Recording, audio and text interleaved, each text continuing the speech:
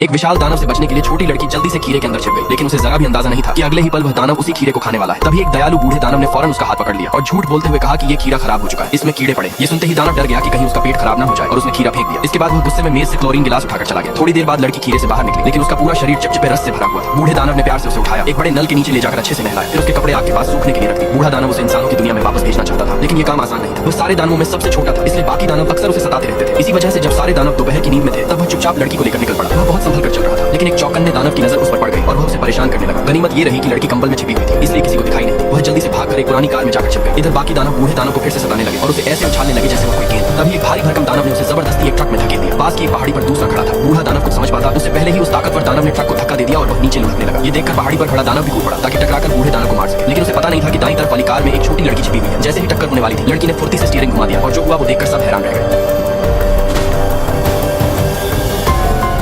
बूढ़ा दानव बिल्कुल सुरक्षित बच गया। ये देखकर सारे दानव और चिढ़ गए और फिर से उसके कान खींचने लगे। तभी अचानक साफ आसमान से जोरदार बारिश शुरू हो गई। दानवों की दुनिया बहुत ऊंचाई पर थी, इसलिए बिजली गिरने का भी खतरा था। डर के मारे सारे दानव इधर उधर भाग गए और बूढ़ा दानव अकेला रह गया। बूढ़े दानव ने फिर से लड़की को उठाया, अपने चश्मे लगाए और उसे सुरक्षित इंसानों की दुनिया में वापस पहुंचाने के लिए निकल पड़ा।